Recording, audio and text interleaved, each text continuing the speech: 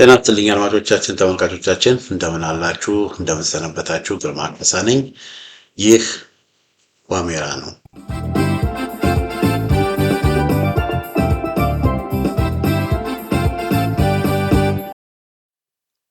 በዛሬው የዋሜራ መርሃ ግብራችን ለምስራቅ አፍሪካ ሳይቀር የሚበቃ ኃይል በሚል ርዕስ ስር በ3 ሳምንት ውስጥ ይጠፋሉ ተብለው የተገመቱ በ3 ሳምንት ይጠፋሉ የተባሉት የፋኖ ኃይሎች ከ3 ዓመት በኋላ ምን ደረጃ ላይ ነው ያሉት በሚለው ርዕስ ስር አንዳንድ መረጃዎችን ይዤላችሁ እመጣለሁ።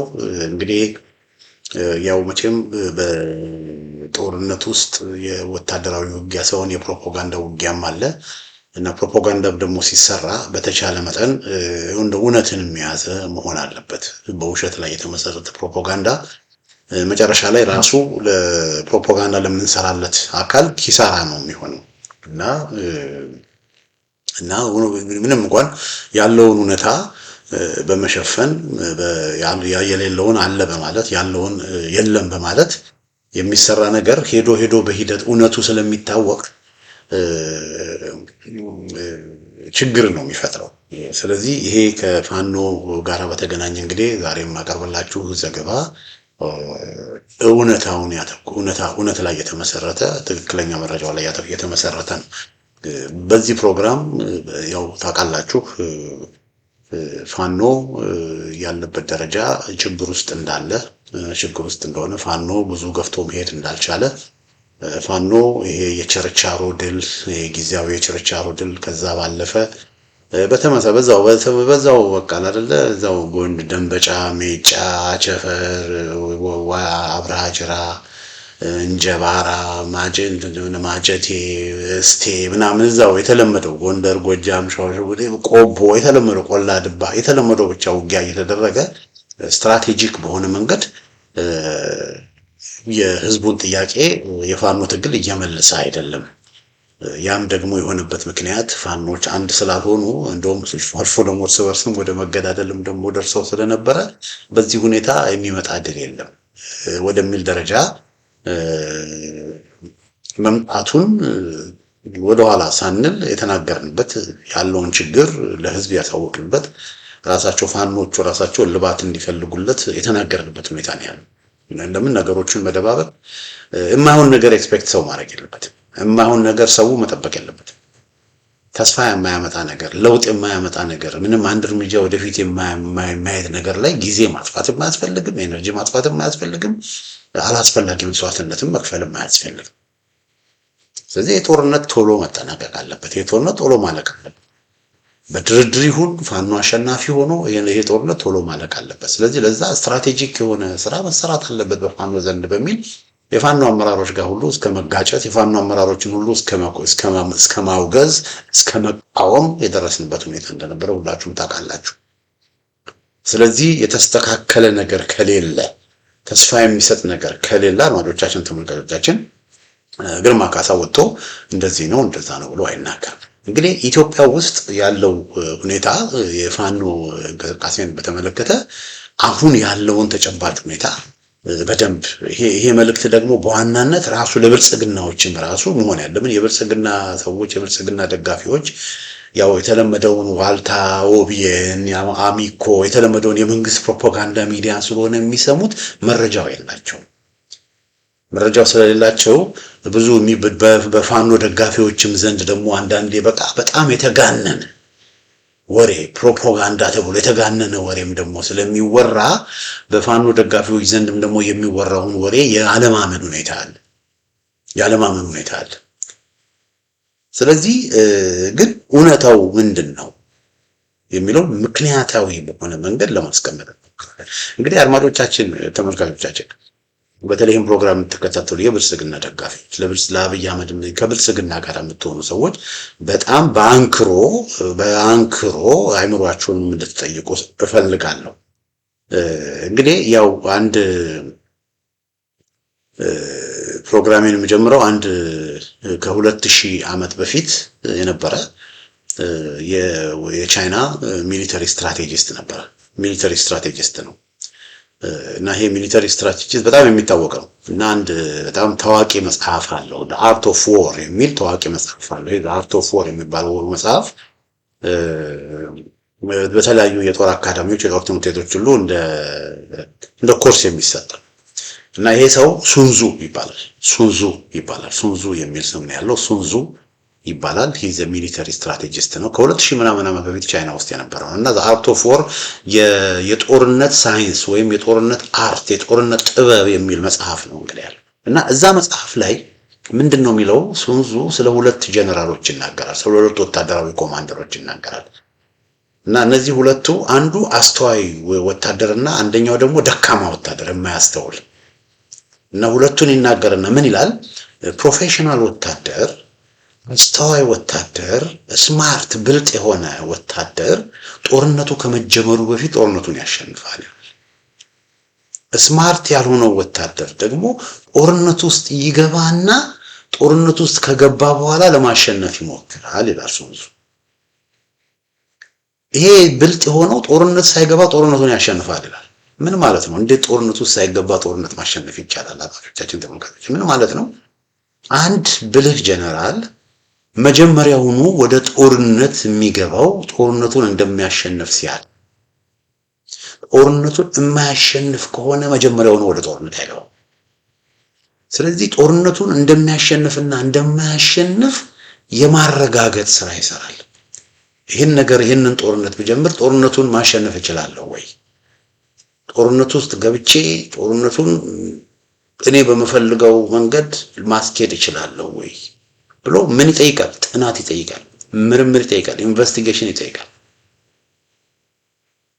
ወደ ውጊያ ከመገባ በፊት መጀመሪያ መሰራት ያለባቸውን ሆምወርኮችን የቤት ስራዎችን ይሰራል አንድ ጀነራል። እነዚህ ሆምወርኮቹ ምንድናቸው? አንደኛ እኔ ጋር ያለው ኃይል ምን ያህል ጠንካራ ነው? ምን ያህል ኃይል አለኝ? የኔ የወታደሮቼ የሰራዊቴ በሁሉ መስክ የሰራዊቴ ከብቃትና ከዝግጅት አንጻር ከውጊያ ፍላጎት አንጻር ምን ያህል የኔ ሰራዊት ጠንካራ ነው ብሎ ይጠይቃል። ከዛ ደግሞ የምዋጋው የጠላትስ ኃይል ምን ያህል ነው? የጠላትስ ጥንካሬ ምን ያህል ነው ብሎ ደግሞ ይጠይቃል። ስለዚህ ሁለቱንም ያንመዛዝናል። ከዛ ደግሞ የምንዋጋበት ቦታ የት ነው የምንዋጋው? ይሄ የምንዋጋበት ቦታ ለኛ ነው የሚያመቸው፣ ለኔ ሰራዊት ነው የሚያመቸው ወይስ ለጠላት ሰራዊት ነው የሚያመቸው ብሎ ደግሞ ጂኦግራፊውንም አካባቢውንም ይጠይቅ። ሶስተኛ ምንድን ነው የሚጠይቀው? ወደ ጦርነት በምገባበት ጊዜ ምናልባት ወደኋላ ማፈግፈግ ካስፈለገ ወደኋላ ማፈግፈግ የሚችልበትን ኮሪዶር አለ ወይ? ማፈግፈግ ይችላል ወይ? ለምን በጦርነት ውስጥ አንዳንድ ታክቲካል ሪትሪት ታክቲካል ማፈግፈግ ወደኋላ ማፈግፈግ ሊያስፈልግ ይችላል። ስለዚህ ወደኋላ ማፈግፈግ ይችላል ወይ ብሎ መጠየቅ አለበት። አራተኛ ደግሞ ምንድነው አንድ ጀነራል ጠይቀው፣ መቼም ወታደር ሰራዊት መብላት አለበት። ሰራዊት ትጥቅ ያስፈልገዋል፣ ሰራዊት ጥይት ያስፈልገዋል፣ ሰራዊት ሎጂስቲክ ያስፈልገዋል። ያለ ሎጂስቲክ ምንም ነገር ማድረግ አይቻልም። የሎጂስቲክ ነገር በደንብ ባልተስተካከለበት ሁኔታ ወደ ውጊያ መሄድ ትርፉ ወዲያው ሽንፈት። ስለዚህ ሎጂስቲክ ቁልፍ ነው።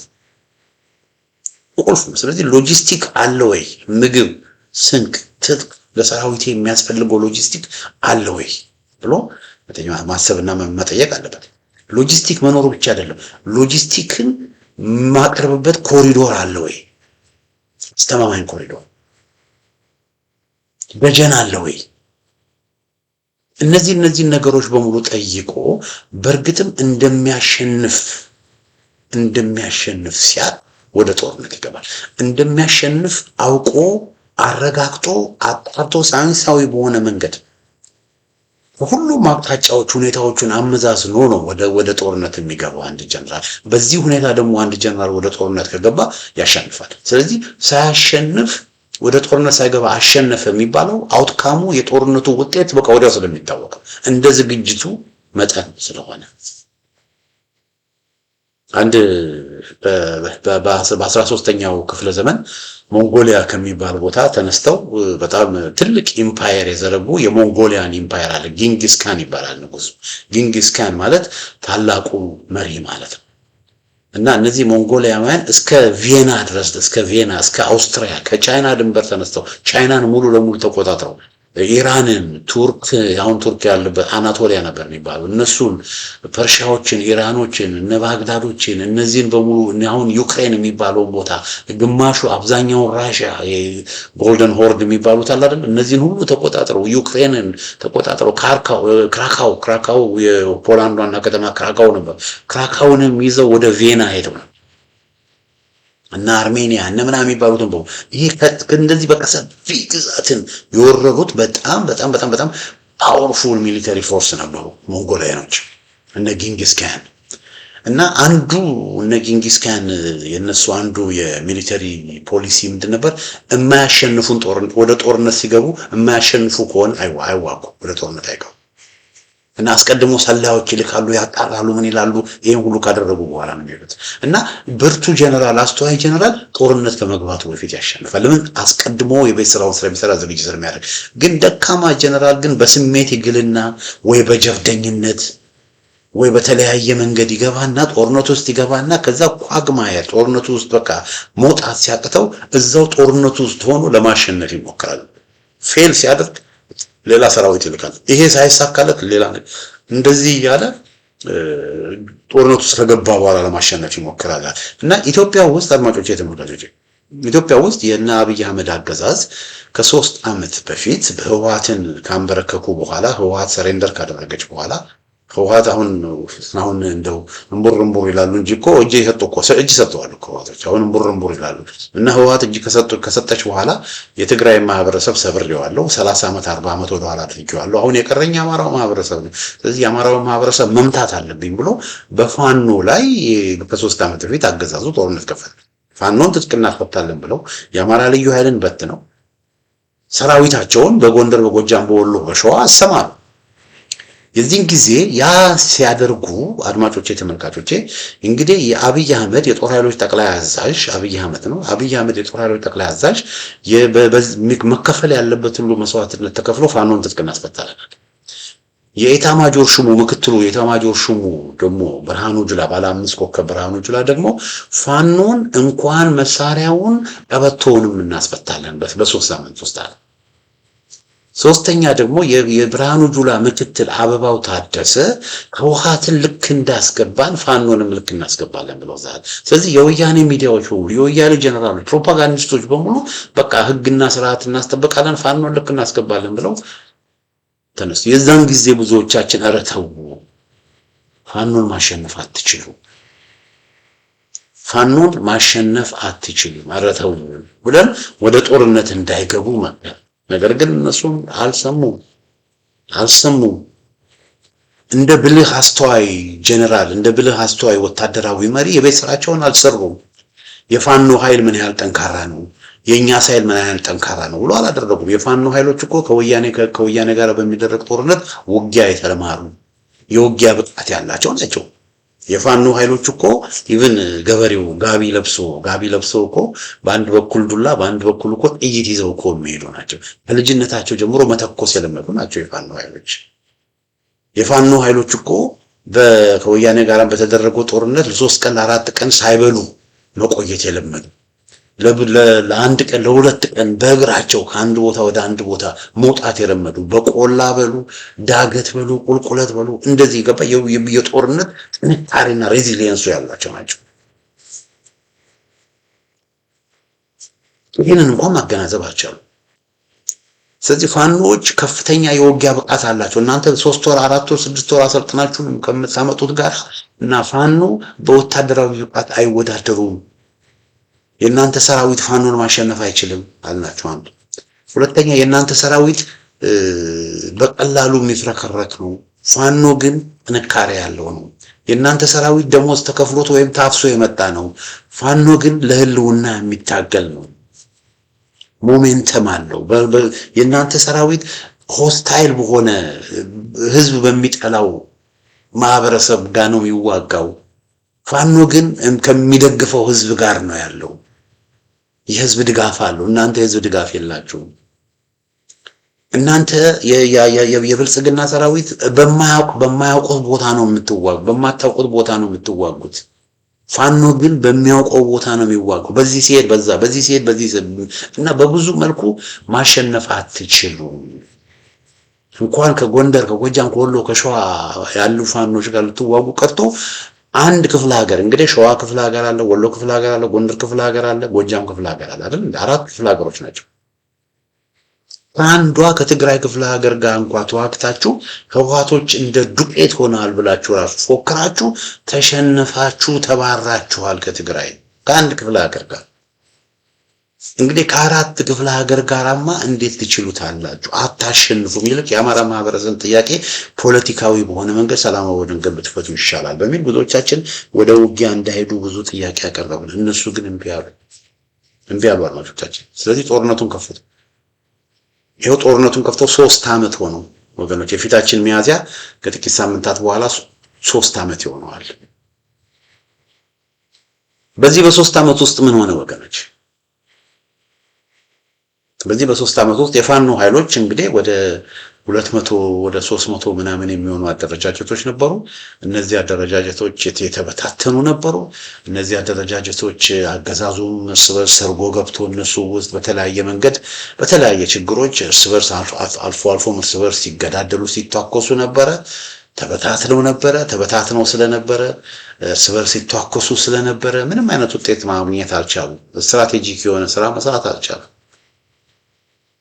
ስለዚህ አገዛዙን ማሸነፍ ሲችሉ አገዛዙን ማስወገድ ሲችሉ ነገር ግን አንድ ስላልሆኑ ተቀናጅተው ስላልሰሩ 3 ዓመት ሙሉ በቃ ታክቲካል የሆኑ ቪክቶሪዎችን እዚህና እዛ በቃ የደፈጣ ውጊያዎችን በማድረግ እዚህና እዛ ታክቲካል የሆኑ ቪክቶሪዎችን በማድረግ በዛ ላይ ብቻ ነበር የተወሰኑት። እና በጣም የሚያሳዝን እንደውም ብዙ ሰዎች ተስፋ እየቆረጡባቸው ነበር። ብዙ ሰራዊታቸውም በተለይ አሁን ሸዋ የነበረው በጣም በርካታ የሸዋ ፋኖች ሁሉ ጥለው እየሄዱ ነበር። ለምን አንድ አልሆኑም? እንደውም እርስ በርስ ሲገዳደሉ ስለነበር። አሁን ወገኖቼ ያ ነገር ተቀይሯል። ከ200 ከ300 አደረጃጀት በጠቅላይ ግዛት ደረጃ የጎጃም ፋኖች አንድ ከሆኑ 2 ዓመት አለፋቸው። በጠቅላይ ግዛት ደረጃ የወሎ ፋኖች አንድ ከሆኑ ዓመት አለፋቸው። በጠቅላይ ግዛት ደረጃ የጎንደር ፋኖች 2 ነበሩ። የሸዋ ፋኖችም 2 አደረጃጀቶች ነበሩ። አሁን የሸዋ ፋኖች ከ2 አደረጃጀት ወደ 1 መጥተዋል። የጎንደር ፋኖችም ከ2 አደረጃጀት ወደ 1 እየመጡ፣ እነዚህ በሙሉ ደግሞ በአንድ ላይ ሆነው በፊት አፋህድ አፋብሃ ምናምን የሚባል የተለያየ ድርጅት ነበር። እርስ በርስ የሚካሰስ እርስ በርስ የሚወጋገስ አንዱ ከብልጽግና ጋር የሚደራደር አፋህድ የሚባሉት ከብልጽግና ጋር የሚደራደሩ እና ከብልጽግና ጋር ከተደራደሩ በኋላ በቃ ብዙዎቹ አፋህድ ውስጥ የነበሩ አመራሮች ወደ ብልጽግና ገቡ። እነ ኮሎኔል ፋንታሁን ሙሀቤ፣ እነ ኮሎኔል ማናገረው መለስ ማለት የመከታው ምክትል የሸዋ ጠቅላይ ግዛት ህዝብ ምክትል መሪ የነበረው ወታደራዊ አዛዥ የነበሩ ሰውዬ እሳቸውም እጅ ሰጡ ለብልጽግና። እነ ማስረሻ ሰጠ እነዚህ ብሉ እነ ኢያሱ አባተ እነዚህ በሙሉ ምንድነው ለብልጽግና እጅ ሰጡ። አፋህድ የሚባለው ያው ከብልጽግና ጋር ንክኪ ስለነበረው፣ ስለዚህ አፋህድ ውስጥ ያሉት ደና የሚባሉትም ሁሉ ነገር ጠርቶ ከዛ በኋላ ሁሉም ፋኖች አንድ ላይ ሆነው የአማራ ፋኖ ብሔራዊ ንቅናቄ የሚል አንድ ድርጅት ነበር። የአማራ ፋኖ ብሔራዊ ንቅናቄ ምንድነው? አንድ ድርጅት። ስለዚህ ፋኖ አሁን አንድ ድርጅት ሆኗል። የፖለቲካ አመራር አለው፣ ወታደራዊ አመራር። የፖለቲካ ዘርፍ ኃላፊው ለምሳሌ የጎንደር ዩኒቨርሲቲ መምህር የነበረው ረዳት ፕሮፌሰር ነው። እሱ ግን ረዳት ፕሮፌሰር አሁን አትበሉኝ ብሏል። ለምን? በዩኒቨርሲቲ ውስጥ ስለሆነ ያለሁት ረዳት ፕሮፌሰር አትበሉኝ ብሏል። አርበኛ ፋኖ ጌታ አስራደ በሉኝ ብሏል። አርበኛ ፋኖ ጌታ አስራደ የአማራ ፋኖ ብሔራዊ ንቅናቄ የፖለቲካ ዘርፍ ኃላፊ ነው። የፖለቲካውን ስራ እየሰራ ያለ በአሁኑ ጊዜ እሱ ነው። የአማራ ፋኖ ብሔራዊ ንቅናቄ ወታደራዊ አዛዥ ደግሞ ጀነራል ተፈራ ማሞ ናቸው። ጀነራል ተፈራ ማሞ ከህወሓት ጋር ይደረግ በነበረው ጊዜ የአማራ ልዩ ኃይል አዛዥ የነበሩ ናቸው። ልምድ ያላቸው፣ ተመክሮ ያላቸው። ከሳቸው በላይ መቼም በዛን ጊዜ በከባዱ ወቅት በቀውጢ ጊዜ ጦሩን ሲመሩ የነበሩ ሰው አሁን በአጠቃላይ የጥምር ጦሩ መከላከያ የሚባለውን ሁሉንም የሚመሩ የነበሩ ከወያኔ ጋር ይደረግ የነበረውን እነ አብይ አህመድና እነ ደመቀ መኮንን 10 ጊዜ ሲደውሉላቸው የነበሩት ሰው ጀነራል ተፈራ ማሞ ነበሩ። ያኔ ጨንቋቸው ወያኔ አዲስ አበባ ልትገባ ነው ብሎ ደመቀ መኮንንና አብይ አህመድ ጨንቋቸው 10 ጊዜ ነበሩ እንትና ጋር የሚደውሉት ጀነራል ተፈራ ጋር የሚደውሉት። እነ ብርሃኑ ጁላ አልነበረም ጦርነቱን ያኔ የሚመሩ የነበሩት። እነ ጌታቸው ጉዲና እነ ባጫ ደበሌ አልነበሩም ጦርነቱን ያኔ የሚመሩ የነበሩት። እነሱ በሙሉ ሸሽተው ከመቀሌ ሸሹ ወደ ኮረም፣ ከኮረም ወደ ቆቦ፣ ወደ አላማጣ፣ ከአላማጣ ወደ ቆቦ፣ ከቆቦ ወደ ደሴ፣ ከደሴ ብለው ወደ አዲስ አበባ ሸሽተው ሄደዋል። ሻንጣቸውን ቋጠሩ እና በአማራ ክልል ሊደረግ የነበረውን ጦርነት ሲመራ የነበረው የአማራ ልዩ ኃይልን፣ የአማራ ሚሊሻዎችን፣ የአማራ ገበሬዎችን እነዚህን እና ደግሞ እዛ አካባቢ የሚዋጉ መከላከያዎችን ሁሉ አቀናጅተው ሲመሩ የነበሩት ጀነራል ተፈራ ማሞ ናቸው። ጀነራል ተፈራ ማሞ አሁን ማንን ነው የሚመሩት? የፋኖ ኃይልን በሙሉ ወታደራዊ አዛዥነት እየመሩ ያሉ ናቸው። ስለዚህ ፋኖ ወታደራዊ ኮማንድ አለው። ፋኖ የፖለቲካ አመራር አለ። ወገኖች አንድ ሆኗል። በ3 ዓመት ውስጥ ፋኖ ምን ሆኗል? ፋኖ አንድ ሆኗል። እንግዲህ በ3 ሳምንት ይጠፋሉ የተባሉ አሁን በዚህ መልኩ ከ3 ዓመት በኋላ ትልቅ ፋይት ሆኗል። ይሄንን እንትን ላሳያችሁ። እዚህ ጋር የምታዩት የአብይ አህመድ የሪፐብሊካን ጋርድ እንዳይመስላችሁ የምታዩቸው እዚህ ጋር አሉ። እነዚህ የአብይ አህመድ የሪፐብሊካን ጋርድ እንዳይመስላችሁ። ይሄ በዚች በ3 ሳምንት ውስጥ የተለቀቀ ፎቶ ነው። ቪዲዮም አለ በነገራችን ላይ የአማራ ፋኖ ብሔራዊ ንቅናቄ ምክትል ወታደራዊ አዛዥ ምሬ ወዳጆ በተገኘበት፣ የአማራ ፋኖ ብሔራዊ ንቅናቄ የዘመቻ መምሪያ ኃላፊ ባዩ አለባቸው በተገኘበት፣ የአማራ ፋኖ ብሔራዊ ንቅናቄ የህዝብ ግንኙነት ክፍል ኃላፊ ጠበቃ አስረስ በተገኘበት የተመረቁ ናቸው እና በዚህ ንግግር ውስጥም ደግሞ የወታደራዊ አዛዡ ጀነራል ተፈራ ማሞ ንግግር አድርገው እነዚህ ኮማንዶዎች ናቸው። ኮማንዶ ማለት በጣም የሰለጠኑ እና እነዚህ ኮማንዶዎች ከወሎ ከሸዋና ከጎጃም የተወጣጡ ኮማንዶዎች ናቸው። ከወሎ ከሸዋና ከጎጃም የተወጣጡ ኮማንዶዎች ናቸው። ከ2000 በላይ የሚሆኑ ኮማንዶዎች ሰልጥነው ማለት ነው። በ3 ሳምንት ይጠፋሉ የተባሉት ከ3 ዓመት በኋላ እነዚህ ናቸው።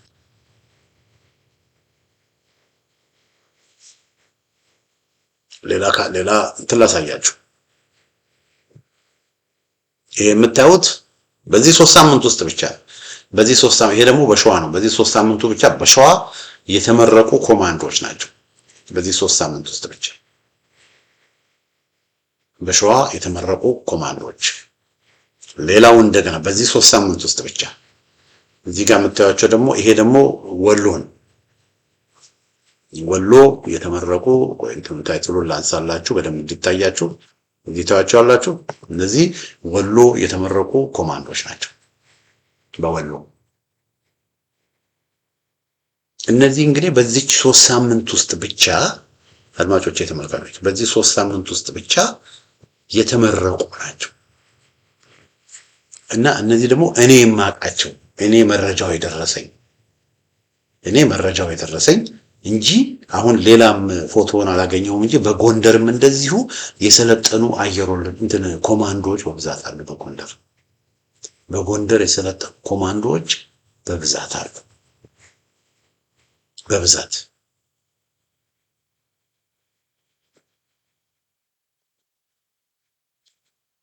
ይሄ እንግዲህ በዚህ በ3 ሳምንት ውስጥ ነው። ከዛ በፊት አድማጮቻችን ተመልካቾቻችን ከዛ በፊት በርካታ እንዳልኳችሁ በርካታ ወታደሮች የፋኖ ወታደሮች አየር ወለዶች ሰልጥነዋል። በርካታ ቀላል እንዳይመስላችሁ ወገኖች፣ በርካታ ሰልጥነዋል።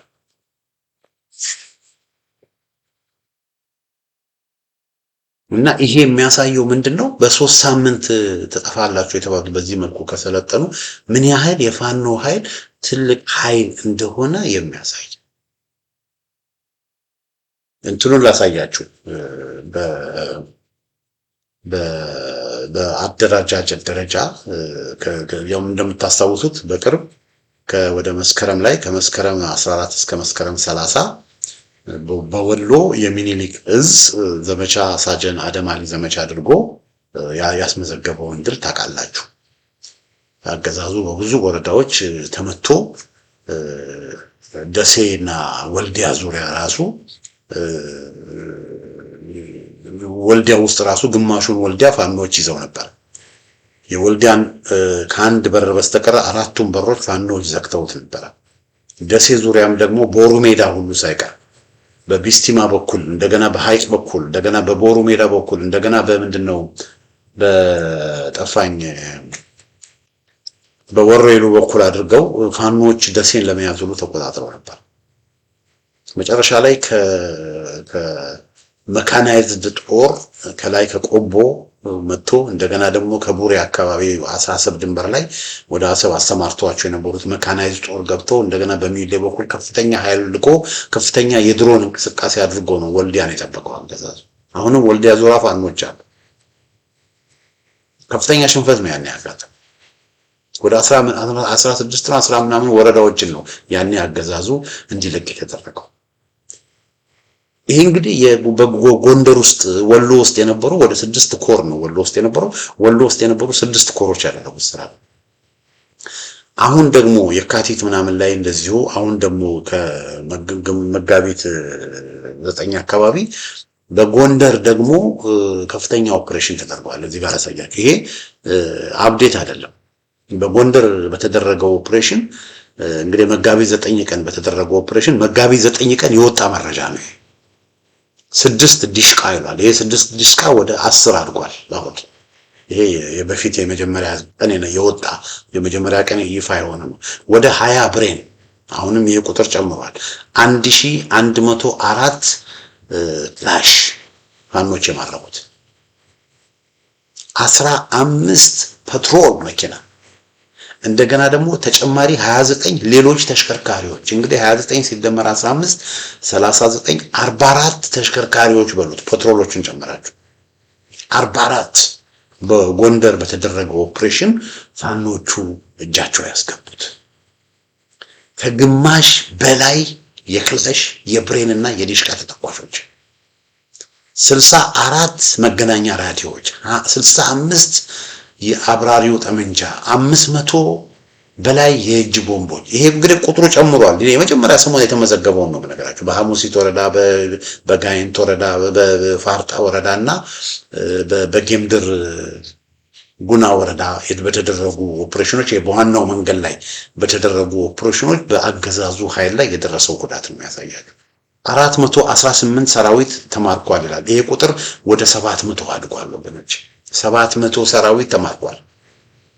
651 የጠላት ኃይል ተደምስሷል ይላል። ይሄ ወደ 800 ምናምን አድጓል የተደመሰሱ እና ይሄ ድል የተገኘው በጣም የወገዳ ከተማ ከንቲባ፣ የሐሙሲት ከተማ ከንቲባ፣ የአንበሳሜ ከተማ ከንቲባ ወደ የአራት ከተሞች ከንቲባ የወረዳ አስተዳዳሪዎች ወደ 20 ምናምን የሚሆኑ ወገኖች የብልጽግና ሰዎች ተገለዋል በውጊያ። የንፋስ መውጫ ከተማ ከንቲባም ተማርኳል። ገደል ውስጥ ነው ተይዞ የተገኘው። እና ይሄ ሁሉ ኦፕሬሽን ሲደረግ ይሄን ሁሉ ኦፕሬሽን በሚያደርጉበት ጊዜ አገዛዙ የድሮን ኦፕሬሽን ምናምን ሁሉ የተጠቀመበት በሚያደርጉበት ጊዜ ይሄን ሁሉ በሚያደርጉበት ጊዜ ተመልከቱ። ይሄን ኦፕሬሽን ሲያደርግ ጎንደር ውስጥ የውባንታ ባተ ኮር የከፋለው ደሴ ኮር 2 ኮሮች አሉ። በተለይ በሐሙሲት አካባቢና በጋሳይ በጌምድርና በክምር ድንጋይ መካከል ያለው ጋሳይ አካባቢ የተዋጉት የሜጀር ጀነራል ውባንታ ባተ ኮር ነው። ከዛ በነፋስ መውጫና በክምር ድንጋይ በኩል መካከል ደግሞ የተዋጉት የከፋለው ደሴ ኮር ነው። ከዛ ከንፋስ መውጫ ከተማ ላይ ደግሞ የጋይንት ተወርዋሪ ኮር ኮርዋሪ ክፍለ ጦር እና ከወሎ የመጡት ደግሞ የደጋው መብረቅ ክፍለ ጦርና የደጋው መብረቅ ኮርና የላስታ ኮር በወሎ በኩል መጥተው ነው ኦፕሬሽን ያደረጉት። ስለዚህ ይሄ አሁን የምታዩትን ኦፕሬሽን ያደረጉት 4 ኮሮችና 1 ክፍለ ጦር። አሁን አስቡት ይሄ ኦፕሬሽን በጣም የተወሰኑ ኮሮች ያደረጉት ኦፕሬሽን ሆኖ ይሄን ያህል ውጤት ከተገኘ ደቡብ ጎንደርና ወሎን በዚህ መልኩ ማጽዳት ከተቻለ ደቡብ ጎንደርና ወሎ ያለውን ኃይል መምታት ከተቻለ በጎጃም 5 ኮር አለ፣ በጎንደር 8 ኮር አለ፣ በወሎ 6 ኮር አለ፣ በሸዋ 4 ኮር አለ። 5 ሊሆን ይችላል ተብሎ ነው የሚጠበቀው። በአጠቃላይ ወደ 24 ኮሮች አሉ። እነዚህ 24 ኮሮች ወለጋ ያሉ 2 እዞች አሉ። እነዚህ በሙሉ ተጨምረው በጀነራል ተፈራ መሪነት በተቀናጀ መልኩ ኦፕሬሽን ቢያደርጉ ምንድነው ሊፈጠር የሚችለው? ይሄንን መጠየቅ አለባችሁ። በተለይ የብልጽግና ሰዎች፣ መከላከያ ውስጥ ያላችሁ ሰዎች፣ አድማ ብተና ውስጥ ያላችሁ ሰዎች ይሄን መጠየቅ አለባችሁ። በጎንደር የደረሰው ነገር ጎጃም፣ ሸዋ፣ ወሎ፣ ሌሎች አካባቢዎች መድረሱ አይቀርም። ስለዚህ ለብልጽግና የምታገለግሉ ሳታምኑበት ለደሞዝ ብላችሁ ከፋኖ ጋር ለመቅጠም ከፋኖ ጋር ለመዋጋት እየተንቀሳቀሳችሁ ያላችሁ ሰዎች ምን እንደሚጠብቃችሁ ማወቅ አለባችሁ። ፋኖ አገዛዙ እንደሚለው ጃውሳው ነፍጠኛው የጥፋት ኃይሉ ምናምን አይደለም። ፋኖ ወገኖች የተደራጀ ኃይል ነው። ፋኖ የታጠቀ ኃይል ነው። ከውጭ ሀገር የመጣ በጣም በርካታ ተተኳሾች ፋኖ ጋር አሉ።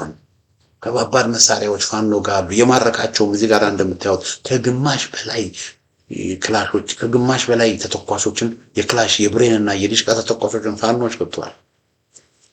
ፋኖ ታጥቋል ወገኖች። አንደኛ የፋኖ ኃይል ብዛት አለው። እንዳልኳችሁ ወደ 28 ምናምን ኮሮች ብያችኋል። ብዛት አለው። በመቶ ሺዎች የሚቆጠር ብዛት ብቻ ሳይሆን ብቃት አለው። ተዋጊ ኃይል ነው። ሶስተኛ ወኔ አለው። ተገዶ አይደለም እየተዋጋ ያለው፣ ታጥሶ አይደለም እየተዋጋ ያለው። ለህልውና ትግል ስለሆነ ለመኖር ነው እየተዋጋ ያለው፣ ለመኖር ነው።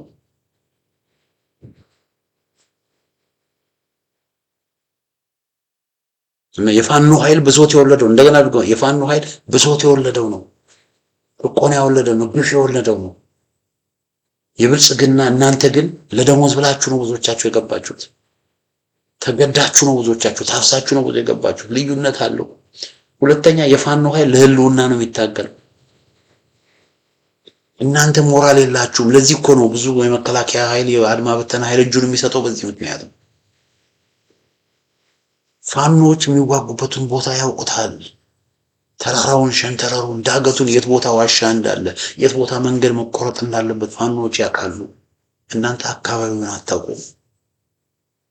በብዙ ቦታ አድማ ብተና ሚሊሻዎች ናቸው የሚመሯቸው። ሚሊሻዎችና አድማ ብተና ደግሞ ብዙ ጊዜ ወደ ፋኖ እየሄዱ እናንተ ሜዳ ላይ የወደቃችሁበት ጊዜ በጣም ብዙ ነው።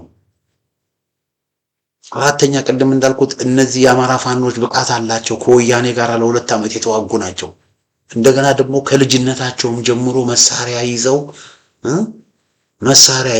ቅድም እንዳልኩት ጋቢ ለብሰው በአንድ በኩል መሳሪያ በአንድ በኩል ዱላ ይዘው መተኮስ ከልጅነታቸው ጀምሮ የተማሩ ናቸው። ጦረኞች ናቸው። አምስተኛ ፋኖች ህዝብ መካከል ነው የሚሆኑት። የሚወዳቸው የሚደግፋቸው ከጎናቸው የሆነ ህዝብ መካከል ነው ያላችሁት። እናንተ በምትሄዱበት ቦታ በሙሉ ህዝብ ምራቁን እየተፋባችሁ በሩን እየዘጋባችሁ በህዝብ የምትጠሉ ናችሁ። ለምን? ህዝብን ለማጥፋት የመጣችሁ ተደርጋችሁ ነው የምትቆጠሩት። አንድ ጊዜ ጎጃም ውስጥ አንድ አባት ፋኖችን ሰብስበው ምን አሉ? ጣሊያን ያን ሽማግሌ አባት ናቸው። ጣሊያን ሲመጣ ልግዛችሁ ነው ያለው። በቃ እኔ ነኝ ምገዛችሁ ነው ያለው። እኛ ደግሞ አንተ አትገዛንም ብለን ነው የተዋጋነው። አባቶቻችን የተዋጉት እነዚህ ከጣሊያን የባሱ ናቸው። እነዚህ እንግዛችሁ ብቻ አይደለም እናጥፋችሁ ብለው ነው የመጡት፣ ሊያጠፉን ነው የመጡት ብለው ነበር አንድ አባት ሲናገሩ የነበሩት ጎጃም ውስጥ። ስለዚህ የመከላከያ የኢትዮጵያ መከላከያ ሳይሆን ተብሎ የሚቆጠረው እኔን ሊከላከል ነው የሚመጣው ብሎ ሳይሆን ሰው የሚያስበው ጎንደር፣ ጎጃም፣ ወሎ፣ ሸዋ ያዘው ሰው እኔን ሊያጠፋኝ ነው የመጣው ጭራቅ ነው ብሎ ነው ሰው የሚያስባቸው። ለምን ደግሞ በተግባራቸውም ደግሞ ብዙ ቦታ ጭራቅነታቸውና ሰይጣንነታቸውን እያሳዩ ነው።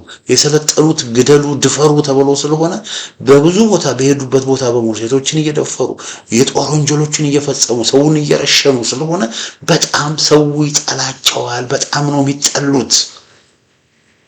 ስለዚህ የሚጠላችሁ ማህበረሰብ ጋር ነው ሄዳችሁ እየተዋጋችሁ ያላችሁት። ስድስተኛ እናንተ በዋናው መንገድ በአስፋልት በምትሄዱበት ጊዜ እነሱ መንገዱን፣ አካባቢውን፣ ቁጥቋጦውን ሁሉን ነገር ስለሚያውቁ በደፈጣና በሽምቅ ውጊያ በቃ ጥቂት ሆነው መሀት የሆናችሁትን እናንተ እየበተኗችሁ ነው።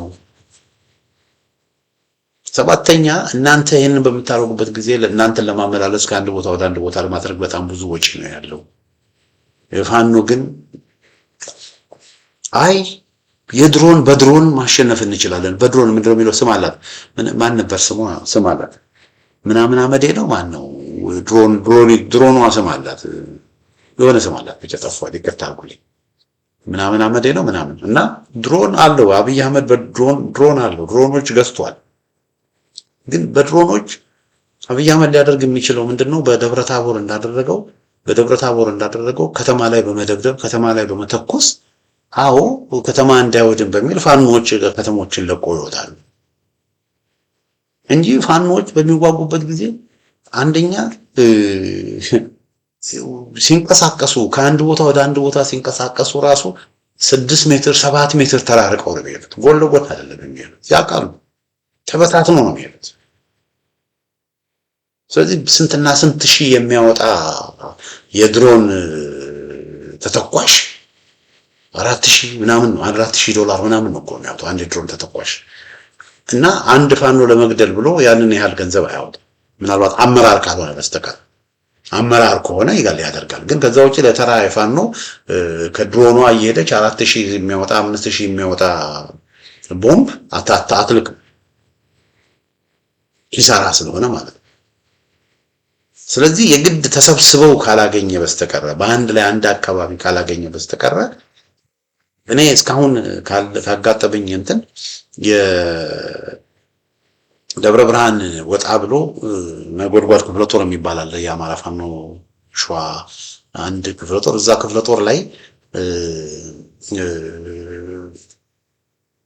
የተሳካላቸው አንዴ ብቻ እኔ ማስታውሰው ድሮን እንትን ብለው ምንድነው ብዙ ፋኖ ባለበት አካባቢ፣ እሱም ደግሞ ምንድነው የፋሲካ ጊዜ ነው። አርብ ፋሲካ ሆኖ አርብ ስቅለት ሆኖ እሁድ ፋሲካ ሆኖ ቅዳሜ ቀን መቼም በበዓል ቀን ድሮን እንትን አይልም በሚል ተዘናግተው አንድ አካባቢ ፋኖቹ ተቀምጠው የዛን ጊዜ ይሄ ሃይማኖት አልባው መንግስት አይደል፣ ሃይማኖት አልባው ፋሲካን እንኳን የማያከብር በህማማት ሳምንት ነው ተኩሶ ቀላል የማይባሉ ፋኖችን የሸዋ ፋኖችን በድሮን የጨፈጨፈ። ከዛ በተረፈ ሜጀር የሆነ በድሮን ጥቃት የተጎዳ የፋኖ ኃይል የለም። ስለዚህ ድሮን ሊለውጠው አይችልም። ተመልከቱ፣ ፋኖች በዚህ መልኩ እኮ እየሰለጠኑ ነው በዚህ መልኩ። አሁን ይሄን በሚያደርጉበት ጊዜ ድሮን ለምን አልመጣም? በዛ ላይ ድሮን ስትመጣ ገና ይታወቃል። ከድሮን በምትመጣበት ጊዜ ድምጿ ምናምኑም ስለሚታወቅ ወዲያው እንደመጣ ፋኖቹ ይበታተናል። አንደኛው ይበታተናል። ሶስተኛ ድሮን ሲነሳ ከአንድ አካባቢ ድሮን በሚነሳበት ጊዜ ድሮን እንደተነሳ ፋኖች መረጃ ይደርሳቸዋል። የድሮን ጣቢያዎች የት ቦታ እንዳሉ ይታወቃል። ድሮን ቅኝት እያደረገ ስለሆነ በዚህ ቦታ ቅኝት እየተደረገ ነው ተብሎ አስቀድሞ ይነገራል። አስቀድሞ ሁሉም ይዘጋጃል። ስለዚህ ፋኖች ላይ ያን ያህል ድሮን ለውጥ ሊያመጣ አልቻለም። የድሮን ምንም ነገር ለውጥ አይመጣም። አሁን ደግሞ ጭራሽ ነው ፋኖቹም ራሳቸው ድሮን ታጥቀዋል። አድማጮቻችን፣ ተመልካቾቻችን የአገዛዙ አይነት ድሮን ባይሆንም በተወሰነ መልኩ ድሮን አላቸው። ስለዚህ ምንድነው ነገሩ? ፋኖ ለምስራቅ አፍሪካ ሁሉ ሳይቀር የሚበቃ ኃይል እየሆነ ነው። በ3 ሳምንት ይጠፋል የተባለው ፋኖ 3 ዓመት ሆኖት ራሱን የበለጠ እያደራጀ ፎርሜደብል እየሆነ ስለዚህ አገዛዙ የፋኖን ኃይል ንቆ ሊቀመጥ አይችልም። ህዝቡን እያታለለ ህዝቡን እያዋሸ ሊቀጥል አይችልም። እውነታው ይሄ ነው። ፋኖ አዲስ አበባ ደጃፍ ነው ያለው። ፋኖ በማንኛውም ጊዜ ወገኖች ናዝሬት ከተማ ፋኖ ገባ፣ ደብረ ዘይት ፋኖ ገባ፣ ሞጆ ፋኖ ገባ፣ አዲስ አበባ ዳር ፋኖ ገባ፣ ሸኖ ፋኖ ገባ፣ ፍቼ ፋኖ ገባ የሚል ነገር ብትሰሙ አትደንግጡ። ለምን? ፋኖ ያንን የማድረግ አቅም አለው። ነገ ድንገት ይሄን ፕሮግራም ከሰማችሁ በኋላ በነጋታው ፋኖ ባህር ዳር ገባ የሚል ነገር ብትሰሙ አትደንግጡ። ነገ ፋኖ ጎንደርን ተቆጣጠረ ብላችሁ ደሴ ገባ፣ ወልዲያ ገባ የሚል ነገር ብትሰሙ አትደንግጡ። ለምን? ፋኖ ይችላል፣ አቅም አለው ወገኖች። አንድ ሆነዋላ።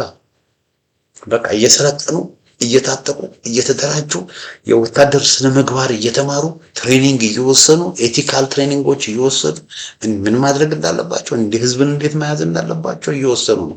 ሰሞኑን በደብረ ታቦር የተደረገውን ኦፕሬሽን ካየን ሰውን እንዴት እንደያዙ ሰውን እንዴት ያስተዳድሩት እንደነበረ ስታዩ በቃ መንግስት ሆኖ በብዙ ወረዳዎች መንግስት ሆኖ ኢቭን በመሃል ሜዳ ወረዳ ሁሉ በመሃል አርማጭሆ ወረዳ ሁሉ ሳይቀር መንግስት ሆኖ ህዝቡ አገልግሎትን እየሰጡ ስነ ምግባር ባለው መልኩ ህዝባዊ አስተዳደሮቹን ዘርግተው ህዝብን እያስተዳደረ ያለ ኃይል ነው ፋኖ። ፋኖ በወታደር ብቻ ሳይሆን ፋኖ በህዝብ አስተዳደርም በፖለቲካም በቃ ኮሚቴ መድቦ መስመር ይዞ እየሄደ ያለ እና በ3 ዓመት ይጠፋል የተባለው ወገኖች መንግስት ይሆናል። ፋኖ መንግስት ይሆናል። ፋኖ መንግስት እየሆነ ነው እና ይሄንን ነው ማወቅ ያስፈልጋል። እና ፋኖ በኢትዮጵያ ውስጥ ያለውን ችግር ለመፍታት ብቻ ሳይሆን ለምስራቅ አፍሪካም ደግሞ የሚሆን ትልቅ ኃይል ነው። እንግዲህ ያለው ነባራዊ ይሄ ፕሮፓጋንዳ አይደለም ወገኖች፣ ይሄ ፕሮፓጋንዳ አይደለም ወገኖች። እዚህ ጋር የምታዩት ፕሮፓጋንዳ አይደለም። በ3 ሳምንት ይጠፋሉ የተባሉት አይደል እንዴ? በ3 ሳምንት ይጠፋሉ የተባሉት እነዚሁ ነው። ስለዚህ ይሄ የብልጽግና ሰዎች ያለውን እውነታ አውቃችሁ እና አብይ አህመድ እና ሽመልስ አብዲሳ ሌሎችም በሚዲያው ፕሮግራም የሚሰሩት ፕሮፓጋንዳ የማታለል ነገር ወደ ጎን አድርጋችሁ ለራሳችሁ ስትሉ፣ በተለይ ብልጽግና ውስጥ ያላችሁ ሰዎች ለራሳችሁ ስትሉ ቀን ከመጨለሟ በፊት ፀሐይ ከመጥለቋ በፊት ለራሳችሁ ስትሉ የብልጽግና አገዛዝ እያደረገ ያለውን ጦርነት እንዲያቆም፣ ተኩስ እንዲያቆም፣ ለድርድር እንዲዘጋጅ፣ ያሰራቸውን በሙሉ እንዲፈታ አድርጉ። ወደዳችሁም ጠላችሁም ይሄ ስርዓት ይቀየራል። ወይ እናንተ እሺ በላችሁ በድርድር ተስማምታችሁ ከእናንተ ጋር አብሮ ይቀየራል። ይሄ የዘር ህገ መንግስት የዘር ስርዓት ይሄ አገርን ያፈረሰ አገርን ያወደመ ስርዓተ መንግስት ኦነግና ህወሓት የጫኑ ስርዓተ መንግስት ወደዳችሁም ጠላችሁም ይገረሰሳል። ወይ እናንተም የዛ አካል ሆናችሁ በድርድር ብዙ ሰው ሳይሞት ወደ ድርድር መጣችሁ፣ ወደ ውይይት መጣችሁ በሰላምና በውይይት በድርድር አለበለዚያም ደግሞ ያላችሁበት ቦታ በጆሮ ተንጠልጥላችሁ ወደዛ ተወርወራችሁ እናንተን በማስወገድ ይሄ ስርዓት ይወገዳል። ስለዚህ ምርጫው እናንተ ነው። ወይ አብራችሁ ከዚህ ስርዓት ጋር አብራችሁ ትወገዳላችሁ ወይንም ደግሞ ራሳችሁን ሪፎርም አድርጋችሁ የሄዳችሁበት መንገድ የሄዳችሁበት ጉዞ የሄዳችሁበት አቅጣጫ የያዛችሁ ስርዓት እንዳላዋጣ መፍትሄ እንዳላመጣ አውቃችሁ የአብይ አህመድ መንግስት 8 ዓመት ገዛ። በ8 ዓመት ውስጥ የመጣ ነገር የመጣ ብልጽግና እንደሌለ ተረድታችሁ ፌል እንዳደረጋችሁ ተረድታችሁ አሁን ሁላችንም በአንድ ላይ ቁጭ ብለን ተነጋግረን ጊዜያዊ መንግስት ተቋቁሞ የትራንዚሽናል መንግስት ተቋቁሞ አገር ወደፊት የምትሄድበትን መንገድ ፈልጉ። ለራሳችሁ ስትሉ ያን አናደርግም የምትሉ ከሆነ ወገኔ የሚቀጠቀጥ እየመጣ ነው። ኃይል ተደራጅቷል። አሁን የጎንደር ህዝብ፣ የጎጃም ህዝብ፣ የወሎ ህዝብ፣ የአማራው ማህበረሰብ የሚለምንበት ጊዜ አለ። ብትስማማ ተስማምተህ በውይይት በድርድር በፍቅር በመቻቻል የሀገርን ችግር ሁሉም ኢትዮጵያ የሁላችንም ናት በሚል መርህ የሀገርን ችግር ሁሉንም አሸናፊ ባደረገ መልኩ ለመፍታት የምትሞክሩ ከሆነ ሞክሩ። አለበለዚያ ግን አሁን ያለው ሁኔታ እንግዲህ አድማጮቼ ለ3 ሳምንት ይጠፋሉ የተባሉት ከ3 ዓመት በኋላ በሚል ርዕስ ያዘጋጀው ዝግጅት ይመስላል። በሌላ ጊዜ በተመሳሳይ ፕሮግራም እስከምንገናኝ ደህና ሁኑ።